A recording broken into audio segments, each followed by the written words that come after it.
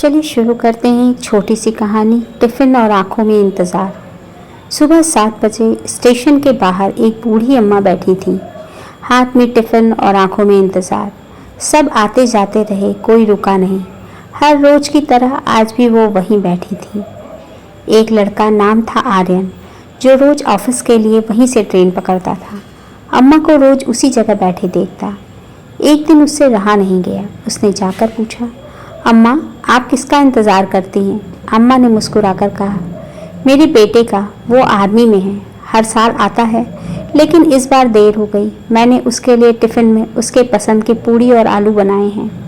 आर्यन की आंखें भर आई। उसने पूछा, कब आया था वो आखिरी बार? अम्मा बोली, पिछले साल 15 अगस्त को, पर इस बार उसकी चिट्ठी भी नहीं आई। आर्यन ने नज़दीकी पुलिस स्टेशन में जाकर पता लगाया। सच सामने आया, अम्मा का बेटा 1 साल पहले ही शहीद हो चुका था और ये खबर अम्मा तक कभी पहुंचाई ही नहीं गई थी। उन्हें अब भी लगता कि बेटा आएगा, भूखा होगा, टिफ़िन खोलेगा और कहेगा, माँ, तेरे हाथ की पूड़ी जैसी दुनिया में कहीं नहीं मिलती। आर्यन के हाथ कांपने लगे। उसने अम्मा के पास जाकर धीरे से कहा, अम्मा, मैं भी आपके बेटे जैसा ही हूँ। आज से मैं रोज़ आपके हाथ से टिफ़िन खाऊंगा। अम्मा ने टिफ़िन खोला और पहली बार मुस्कुराई, जैसे किसी माँ को फिर से बेटा मिल गया हो। मोरल ऑफ द स्टोरी, कभी कभी एक अनजाना चेहरा भी अपनों से बढ़कर हो जाता है। भावनाएं खून से नहीं, इंसानियत से जुड़ी होती हैं। दूसरी कहानी, आखिरी प्याली चाय। रेलवे स्टेशन की एक पुरानी चाय की दुकान थी, जहाँ एक बूढ़ा बाबा हर दिन चाय बनाते थे। पास ही एक ऑफिस था, वहाँ काम करने वाला युवक समीर रोज उसी दुकान पर आकर एक प्याली चाय पीता और बाबा से बातें करता। बाबा उसे बेटे जैसा मानते थे। एक दिन समीर ने कहा, बाबा, प्रमोशन मिल गया है, अब दिल्ली ट्रांसफ़र है, जाना पड़ेगा। कहानी अगर अभी तक सुन रहे हैं तो प्लीज़ चैनल को लाइक करें, शेयर करें और सब्सक्राइब करें, और एक बार चैनल पर विज़िट करना ना भूलें। बहुत ही अच्छे वीडियोज़ हैं, कहानियाँ हैं, ईजी टिप्स है और भी बहुत कुछ। वापस लौटते हैं कहानी में। बाबा मुस्कुराए, बढ़िया है बेटा, लेकिन जाते जाते एक आखिरी चाय मेरी तरफ से। समीर ने जाते हुए बाबा को एक घड़ी गिफ्ट की और कहा, जब भी इसे देखना समझना बेटा पास है। समय बीतता गया। 1 साल बाद समीर उसी स्टेशन पर उतरा। चाय की दुकान वैसी ही थी, पर बाबा नहीं थे। बगल के लड़के ने बताया, बाबा अब नहीं रहे, मगर जाते जाते एक चिट्ठी छोड़ गए थे। अगर समीर आए तो दे देना। कहानी अभी तक सुन रहे हैं तो कमेंट बॉक्स में अपने विचार अवश्य लिखें। कहानी आपको कैसी लग रही है? कांपते हाथों से समीर ने चिट्ठी खोली। बेटा, अब मेरी चाय की दुकान बंद हो गई है, लेकिन वो आखिरी प्याली जो तुझे पिलाई थी, उसमें मेरा सारा प्यार था। जब भी तू उस घड़ी को देखेगा, समझ लेना तेरा बूढ़ा बाबा अब भी चाय बना रहा है, किसी और दुनिया में। समीर वहीं बैठ गया, घड़ी को सीने से लगा लिया। उसकी आंखों से आंसू बहने लगे और पहली बार चाय नहीं, आंखों से आंसू बह निकले। कैसी लगी कहानी? विचार कमेंट बॉक्स में अवश्य लिखें। चलिए शुरू करते हैं तीसरी कहानी, बूढ़े बाबा का आखिरी तोहफा। ये एक दिल को छू लेने वाली कहानी है। किसी समय की बात है, एक छोटे से गांव में एक बूढ़े बाबा रहते थे। उनका नाम था हरी राम बाबा। सफ़ेद झक दाढ़ी, टेढ़ी मेढ़ी छड़ी और आंखों में एक अजीब सी चमक। गांव के लोग कहते कि बाबा के पास कोई जादू है, पर किसी ने कभी देखा नहीं। हरी राम बाबा रोज़ सुबह गांव के बच्चों को अपने बाग में बुलाते और पेड़ों की छांव में बैठकर कहानियां सुनाते। उनके पास खुद के लिए कुछ खास नहीं था, ना बड़ा घर, ना पैसा, ना परिवार, फिर भी हमेशा मुस्कुराते रहते। एक दिन गांव में सूखा पड़ गया। खेत सूख गए, कुएं सूख गए और लोगों के चेहरों से मुस्कान गायब हो गई। हर कोई दुखी था, लेकिन हरी राम बाबा रोज वैसे ही मुस्कुराकर बच्चों से कहते, जब वक्त कठिन हो तब उम्मीद बोने का समय होता है। अगर कहानी अभी तक सुन रहे हैं तो चैनल को लाइक कीजिए, शेयर कीजिए और सब्सक्राइब ज़रूर कर दीजिएगा। अगर नए हैं चैनल पर तो बेल आइकन पर जाकर ऑल पर ज़रूर टिक कर दीजिएगा, ताकि नए वीडियोज़ की नोटिफिकेशन आपको मिलती रहे। तो वापस लौटते हैं अपनी कहानी में। गांव वालों ने कहा, बाबा, अब कोई उम्मीद नहीं बची। बाबा मुस्कुराए और बोले, अगर तुम सब विश्वास करो तो एक आखिरी जादू करूंगा, लेकिन शर्त है, हर कोई एक बीज लेकर आना और उसे मेरी ज़मीन में प्रेम से बोना। सबने सोचा ये तो पागलपन है, लेकिन बच्चों ने बाबा पर विश्वास किया। अगले दिन सभी बच्चे बीज लेकर आए। किसी के पास आम था, किसी के पास नीम था, किसी के पास तुलसी थी, किसी के पास कुश। इस तरह सभी बच्चों ने बाबा की ज़मीन में मिलकर वो बीज बो दिए। बाबा ने कहा, अब हर रोज़ इनसे बात करना, इनसे प्यार करना। पानी कम है, लेकिन प्यार की बारिश करना। दिन बीते, हफ्ते बीते, मौसम बदला और चमत्कार हुआ। बाबा की ज़मीन पर सबसे पहले हरियाली आई। धीरे धीरे वहाँ एक सुंदर बाग बन गया। बच्चों की मेहनत और बाबा की उम्मीद से उस बाग से बादलों जैसी उम्मीद की खुशबू मिली और बारिश हुई। सूखे खेतों में हरियाली लौट आई। गांव वालों की आंखों में आंसू थे, लेकिन जब वे सब बाबा के पास पहुंचे तो उन्होंने देखा बाबा अपनी छड़ी और मुस्कुराहट के साथ शांति से बैठे थे, मगर अब वो इस दुनिया में नहीं थे। एक छोटा सा नोट उनके पास रखा था। मैं जादूगर नहीं था, मैंने सिर्फ उम्मीद सिखाई थी। तुम सबने उस उम्मीद को हकीकत बना दिया। यही मेरा आखिरी तोहफा है। मोरल ऑफ द स्टोरी, जब सब कुछ खत्म सा लगे तब भी एक बीज उम्मीद का बोना मत छोड़ो। प्यार, विश्वास और मेहनत से हर बंजर उम्मीद भी हरी हो सकती है। कैसी लगी कहानी? चलिए शुरू करते हैं चौथी कहानी जो दिल को छू जाएगी। कहानी का नाम है वो एक रात जो जिंदगी बदल गई। इसे पूरा ज़रूर सुनिएगा। मुंबई शहर की चमचमाती रोशनी के बीच एक सामान्य सी बिल्डिंग की 7वीं मंजिल पर एक बेहद प्यारा परिवार रहता था। अर्जुन, उसकी पत्नी समीरा और उनका 6 साल का बेटा आरव। अर्जुन एक बैंक में नौकरी करता था और समीरा एक स्कूल में टीचर थी। वे अपने परिवार छोटे से घर में बेहद खुश थे। न ज़्यादा पैसा, न बड़ी गाड़ी, लेकिन एक दूसरे के लिए ढेर सारा प्यार और सम्मान। कहानी अगर अभी तक सुन रहे हैं तो प्लीज़ चैनल को लाइक करें, शेयर करें और सब्सक्राइब भी कर लीजिएगा। और अगर चैनल पर नए हैं तो बेल आइकन में ऑल पर ज़रूर टिक कर दीजिएगा। आपके एक लाइक से हमें मोटिवेशन मिलता है और मन को खुशी होती है। तो वापस लौटते हैं कहानी में। बारिश की पहली बूंदें उस दिन कुछ अलग ही एहसास दिला रही थी। समीरा ने गर्मा गर्म पकौड़े बनाए और तीनों बालकनी में बैठकर बारिश का मज़ा ले रहे थे। अचानक लाइट चली गई। पूरे शहर में अंधेरा छा गया, लेकिन उस अंधेरे में भी उनके चेहरों की मुस्कान उजाले की तरह चमक रही थी। तभी अर्जुन ने नीचे सड़क पर कुछ हलचल सी देखी। एक बूढ़ा आदमी भीगता हुआ कांपते हाथों से कुछ बेचने की कोशिश कर रहा था। पुराने रेनकोट और छाते, मगर कोई उसकी तरफ देख भी नहीं रहा था। अर्जुन ने तुरंत नीचे जाकर उस आदमी को अपने घर बुला लिया। वो बुजुर्ग थे, नाम था ईशान बाबू। कपड़े भीग चुके थे, शरीर बुखार से कांप रहा था। समीरा ने उन्हें सूखे कपड़े दिए, गरम खाना परोसा और एक कंबल दिया। आरव उन्हें देखकर बहुत खुश हो गया। दादाजी, आप तो परियों की कहानी वाले लगते हो। सभी हंसने लगे। रात को सब जब सोने चले गए, अर्जुन और समीरा बालकनी में बैठे थे। तभी ईशान बाबू ने धीरे से कहा, तुम लोगों ने जो किया वो आज तक कभी किसी ने नहीं किया। मैं एक रिटायर्ड लेखक हूँ। अब न कोई पहचान है न पैसा, लेकिन तुम्हारा प्यार मुझे फिर से जिंदा कर गया। अर्जुन ने कहा, हमने तो सिर्फ इंसानियत निभाई है बाबूजी। अगर कहानी अभी तक सुन रहे हैं तो चैनल पर और भी बहुत अच्छे वीडियोस हैं, मोटिवेशनल हैं, इजी टिप्स हैं, खाने की चीज़ें हैं और बहुत ही अच्छी अच्छी प्रेरणादायक कहानियाँ हैं। तो एक बार विज़िट ज़रूर करें और साथ ही अपने विचार कमेंट बॉक्स में लिखना ना भूलें कि आपको ये वीडियोस कैसे लगे। वापस लौटते हैं अपनी कहानी में। अगली सुबह जब अर्जुन उठा तो ईशान बाबू जा चुके थे, लेकिन उनके तकिए के नीचे एक चिट्ठी और एक छोटी सी डायरी थी। चिट्ठी में लिखा था, तुम्हारी इंसानियत ने मेरे सूखे हुए दिल को फिर से जगा दिया। यह डायरी मेरी आखिरी अधूरी किताब है, एक जादुई परिवार की कहानी। अब ये तुम्हारी है, इसे पूरा करना, शायद किसी की ज़िंदगी बदल जाए। 6 महीने बाद आखिर क्या हुआ था, चलिए जानते हैं कहानी में। अगर कहानी अभी तक सुन रहे हैं तो चैनल को लाइक करें, शेयर करें और सब्सक्राइब करें।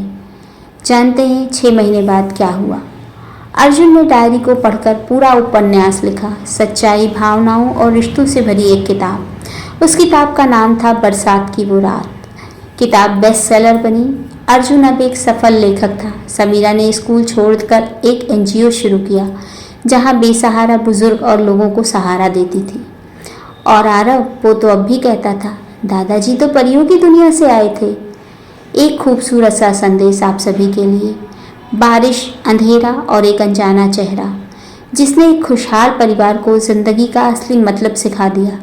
दूसरों के लिए जीना ही असली जादू है। शायद हम अमीर ना हो, लेकिन अगर हमारे पास देने के लिए दिल हो, मन हो, तो हम सबसे अमीर इंसान हैं। चलिए शुरू करते हैं एक छोटी सी कहानी। कहानी का नाम है माँ का आशीर्वाद। ये पूरी ज़रूर सुनिएगा, आपके दिल को छू जाएगी। एक छोटे से गांव में एक बूढ़ी महिला श्यामा देवी रहती थी। उम्र ने उनके चेहरे पर झुर्रियाँ डाल दी थी, लेकिन उनकी आंखों में अब भी प्यार और अपनापन झलकता था। उनका एक बेटा विनय, बहू और एक पोता राजू था। श्यामा देवी ने अपने बेटे को बड़ी मेहनत से पाला था, खुद भूखी रहकर भी उसे पढ़ाया और उसे बड़ा आदमी बनाया। लेकिन समय के साथ जैसे सब बदल गया। बेटा अब शहर में नौकरी करता था और माँ को बोझ समझने लगा था। बहू आए दिन ताने मारती और कहती, आपका काम हो गया अम्मा, अब आराम कीजिए और किसी वृद्धाश्रम में रह लीजिए। राजू भी अब माँ की कहानियों में रुचि नहीं लेता था, मोबाइल में ही खोया रहता। एक दिन बेटे ने माँ से कहा, माँ हमने फैसला किया है कि अब आपको वृद्धाश्रम में भेज देते हैं, वहाँ आपकी देखभाल अच्छे से होगी। माँ कुछ नहीं बोली, बस हल्की सी मुस्कान के साथ अपनी पोटली बांधी, आंखों में आंसू लिए और चल दी। वृद्धाश्रम में माँ सबका ख्याल रखने लगी। यहाँ के बच्चे, वृद्ध सभी उन्हें माँ कहते थे। उनका स्नेह और सेवा देखकर एक एनजीओ ने उनका इंटरव्यू लिया और सोशल मीडिया पर डाल दिया। उनका प्यार भरा चेहरा और उनकी बातें लाखों लोगों के दिलों को छू गई। कुछ ही महीनों बाद वही वीडियो विनय के ऑफिस में वायरल हुआ। उसे जब पता चला कि ये उसकी माँ है तो उसका सिर शर्म से झुक गया। उसने तुरंत अपनी माँ को लेने वो वृद्धाश्रम गया, लेकिन माँ ने मुस्कुराते हुए कहा, बेटा मैं अब यहाँ कई बेटों की माँ बन चुकी हूँ, लेकिन हाँ अगर तुम आशीर्वाद लेने आए हो तो मैं हमेशा दूंगी। विनय की आंखें भर आईं। उसने माँ के चरणों में गिरकर माफ़ी मांगी। अंत में माँ वापस घर तो नहीं आई, लेकिन उसने उनके बेटे, बहू और पोते हर सप्ताह वृद्धाश्रम आना शुरू किया।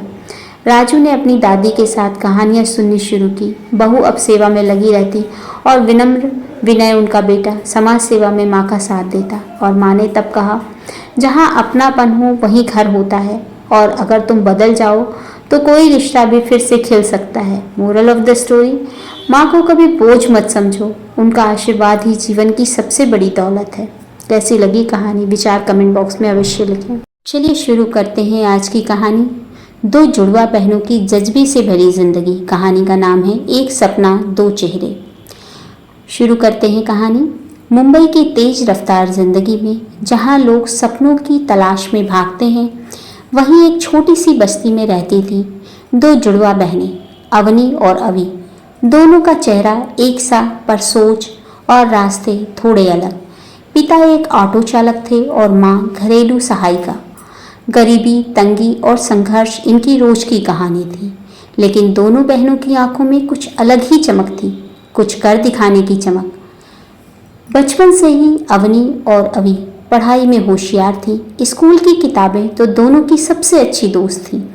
वे स्कूल के बाद माँ के साथ काम करती थी और जहाँ जाती थी माँ के साथ, वहाँ उन्होंने जाना। जिंदगी आसान नहीं होती, लेकिन संघर्ष से बड़ी कोई शिक्षा नहीं होती। अगर कहानी अभी तक सुन रहे हैं तो चैनल को लाइक कीजिए, शेयर कीजिए और सब्सक्राइब करना मत भूलिएगा। चैनल पर नए हैं तो बेल आइकन में ऑल पर ज़रूर प्रेस कर दीजिएगा, ताकि नए वीडियोस की नोटिफिकेशन आपको मिलती रहे। और भी चैनल पे बहुत अच्छे वीडियोस हैं, तो एक बार विजिट ज़रूर करें और अपने विचार कमेंट बॉक्स में लिखें। वापस लौटते हैं कहानी की दुनिया में। अवनी का सपना था IAS ऑफिसर बनना और अभी चाहती थी अपनी खुद की टेक कंपनी शुरू करना। लोग हंसते थे, बस्ती की लड़कियां अफसर नहीं बनती, टेक कंपनी चलाना लड़कियों का काम नहीं। लेकिन बहनों ने ठान लिया था कि उनका अतीत उनके भविष्य की सीमा नहीं बनेगा। कॉलेज की फीस भरने के लिए दोनों ने दिन में ट्यूशन पढ़ाना शुरू किया और रात में ऑनलाइन फ्री कोर्सेज से अपनी पढ़ाई जारी रखी। अवनी ने UPSC की परीक्षा की तैयारी शुरू की। एक टेबल, 2 कुर्सियाँ और दिन के 14 घंटे की पढ़ाई। दूसरी तरफ अवी ने फ्री कोचिंग क्लासेस लेकर वेबसाइट डिज़ाइन करना सीखा और फ्रीलांसिंग शुरू की। चलिए जानते हैं आगे क्या हुआ। पहले ही साल अवनी UPSC की परीक्षा पास नहीं कर पाई। वो टूट गई। अवी ने अपनी वेबसाइट का पहला क्लाइंट खो दिया। बस्ती के लोग ताना मारते लगे, बेटियों को इतना पढ़ाकर क्या मिलेगा। मगर माँ का एक वाक्य दोनों को फिर से खड़ा कर देता। हार तब नहीं होती जब आप गिरते हो, हार तब होती है जब आप उठने से ही इनकार कर देते हो। बहुत बड़ी बात है। अगर आपके जीवन में भी ऐसी कोई घटना हो तो कमेंट बॉक्स में ज़रूर लिखें कि कैसे आपके जीवन में प्रेरणा आई और आप फिर से कैसे उठे। वापस लौटते हैं अपनी कहानी में। अगले 2 साल में अवी की मेहनत रंग लाई और उसने एक ऐसा ऐप बनाया जो गरीब बच्चों को मुफ्त में शिक्षा देता था। धीरे धीरे उसकी कंपनी की पहचान बनने लगी, इन्वेस्टर जुड़ने लगे। वहीं अवनी ने अपने तीसरे प्रयास में यूपीएससी की परीक्षा पास कर ली। भारत की सबसे युवा महिला आईएएस अधिकारियों में शामिल हो गई। आज अवनी एक जिले की कलेक्टर है और अपनी नीतियों से बस्ती की हालत बदल रही है, केवल अपनी ही नहीं और भी। वहीं अवनी ने अपनी कंपनी से देश भर में 1 लाख से ज़्यादा बच्चों को शिक्षा दी। दोनों ही बहनें आज भी उसी बस्ती में जानी जाती हैं और जाती भी हैं। वहाँ बच्चों को पढ़ाती हैं और कहते हैं, हम सपनों से नहीं मेहनत से बने हैं। मोरल ऑफ द स्टोरी, अगर दिल में आग हो और हौसलों में उड़ान हो तो कोई भी सपना बड़ा नहीं होता। संघर्ष जितना बड़ा हो, जीत उतनी ही शानदार होती है। ये कहानी सिर्फ 2 बहनों की नहीं, हर उस इंसान की है जो हालात से नहीं अपने हौसलों से अपनी पहचान बनाता है। कैसी लगी आज की कहानी? पसंद आई तो चैनल को लाइक करें। बढ़ते हैं अगली कहानी में। चलिए शुरू करते हैं 7वीं कहानी, 2 जादूगरों का जादुई सफ़र। एक बड़े और व्यस्त मेट्रो शहर में जहां लोग अपनी ज़िंदगी की दौड़ में लगे हुए थे, वहां एक अजीब और रहस्यमयी घटना घटित हुई। इस शहर में 2 जादूगर रहते थे जिनका नाम था सिद्धार्थ और आरव। दोनों ही जादूगर अपनी जादुई शक्तियों के लिए प्रसिद्ध थे, लेकिन उन्होंने कभी अपने जादू का गलत इस्तेमाल नहीं किया। उनका मानना था कि जादू का असली उद्देश्य केवल दूसरों की मदद करना है, न कि अपनी ताकत से किसी को नुकसान पहुंचाना। अभी तक अगर कहानी सुन रहे हैं और आपको अच्छी लग रही है तो प्लीज़ चैनल को लाइक कीजिए, शेयर कीजिए और सब्सक्राइब कीजिए। आपका एक लाइक हमें मोटिवेशन देता है और अच्छा लगता है, तो प्लीज़ लाइक करना ना भूलें। वापस लौटते हैं कहानी में। सिद्धार्थ और आरव दोनों अपने जादू से लोगों की परेशानियों को दूर करते थे। एक दिन जब शहर में भारी बर्फबारी हुई और हर जगह जाम लग गया, लोग अपने घरों से बाहर निकलने के लिए बहुत परेशान थे। सड़कें जाम हो गई थी और लोगों को काम पर पहुंचने में बहुत घंटे लग रहे थे। उस समय सिद्धार्थ और आरव ने मिलकर अपनी जादू की ताकतों का इस्तेमाल किया। सिद्धार्थ ने हवा में जादुई शब्द बोलकर बर्फ को पिघलाना शुरू किया और आरव ने अपने जादू से ट्रैफिक को नियंत्रित किया ताकि लोग बिना किसी रुकावट के अपने गंतव्य स्थान तक पहुंच सकें। इसने सभी को हैरान कर दिया और शहरवासियों के दिलों में उनके लिए सम्मान बढ़ गया। लेकिन एक दिन जब वे ज़्यादा उम्मीद कर रहे थे, अचानक उनकी शक्तियाँ समाप्त हो गई। उनके अंदर से कोई रहस्यमयी शक्ति आ गई थी जिससे वे अब पहले की तरह जादू नहीं कर सकते थे। सिद्धार्थ और आरव को समझ नहीं आया कि यह क्या हुआ और वे निराश हो गए। उनका मानना था कि उनकी शक्तियों का उद्देश्य ही अब समाप्त हो गया है। इसी मोड़ पर दोनों जादूगर एक मंदिर में गए जहां उन्हें एक बूढ़े साधु मिले। साधु ने उन्हें बताया कि जादू केवल बाहरी शक्तियों से नहीं आता, बल्कि वह जीवन की सच्चाई से जुड़ा होता है।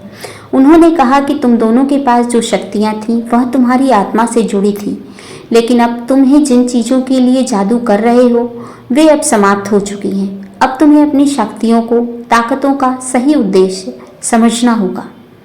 सिद्धार्थ और आरव को यह समझ में आ गया कि जादू का असली रूप लोगों की मदद करना, उनकी मानसिकता को बदलना और उन्हें उनके लक्ष्यों को तरफ प्रेरित करना था। वे अब अपनी जादुई शक्तियों के बिना अपने दिल और दिमाग से अपने शहरवासियों की मदद करने लगे।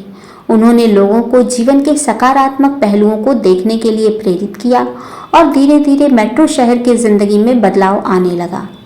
उनकी मेहनत और निस्वार्थ कार्यों से लोग उन्हें एक नए रूप में देख रहे थे। सिद्धार्थ और आरव ने यह समझा कि असली जादू न तो उनके हाथों में था, न ही उनके शब्दों में था। असली जादू था उन लोगों के दिलों में जो उन्होंने कभी लोगों की मदद करने में इस्तेमाल किया था। अब वे बिना जादू की शक्तियों के भी लोगों के जीवन में बदलाव ला रहे थे।